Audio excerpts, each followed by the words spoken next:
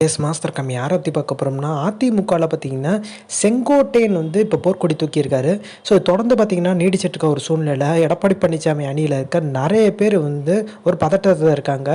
எடப்பாடி பழனிசாமி நியமிக்கப்பட்டவங்க எல்லாருமே பார்த்தீங்கன்னா எடப்பாடி பழனிசாமியோட பொதுச்செயலர் பதவி காலினா எல்லாருக்குமே அந்த பதவியும் காலி. இந்த பொருளாளர் துணை பொதுச்செயலர் பதவியில் இப்போ செங்கோட்டையன் ஓபிஎஸோட இணையவாரான்னு கேட்டிங்கன்னா இணையறதுக்கான அதிகப்படியான வாய்ப்பு இருக்குது. அதாவது டேரெக்டாக இணையாமல் படிப்படியாக பார்த்தீங்கன்னா போர்க்கொடி தூக்கி கட்சி பார்த்தீங்கன்னா இப்போ டேரெக்டாக செங்கோட்டையன் எடப்பாடி பழனிசாமி எதிர்த்தா கண்டிப்பாக எடப்பாடி பழனிசாமி கட்சியை விதி மீறிட்டாரு அப்படின்னு சொல்லிட்டு பார்த்தீங்கன்னா ஏதாச்சும் நடவடிக்கை எடுக்க வாய்ப்பு இருக்குது. ஆனால் பொறுமையாக பார்த்தீங்கன்னா செங்கோட்டையை பார்த்தீங்கன்னா சீனியர் எம்ஜிஆர் ஜெயலலிதா காலத்துலேருந்து இருக்காருன்றப்போ பெரிய லெவலில் எதிரொலிக்க வாய்ப்பு இருக்குது.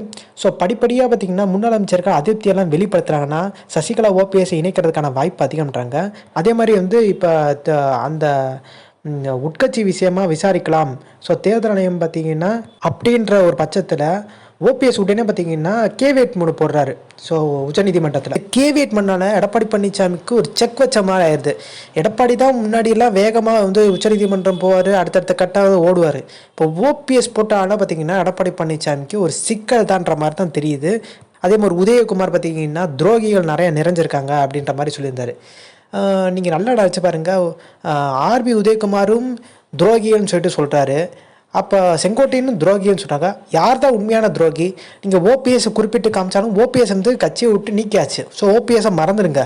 அப்போ துரோகிகள்னு சொல்லும்போது ஆர்பி உதயகுமார் செங்கோட்டையை மென்ஷன் பண்ண மாதிரி ஒரு பிம்பம் ஏற்படுது.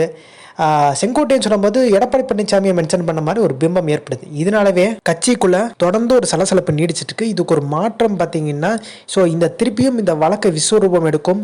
உட்கட்சி பிரச்சனை பார்த்தீங்கன்னா ஸோ இந்த மார்ச் மாதத்துக்குள்ளே பார்த்தீங்கன்னா மிகப்பெரிய லெவலில் மீண்டும் பிளவாகி இணையுன்றதா அதிகப்படியான வாய்ப்பு இருக்கதா சொல்கிறாங்க. ஸோ இந்த இன்ஃபர்மேஷன் முடிச்சா like share subscribe. Thanks for வாட்சிங் திஸ் வீடியோ.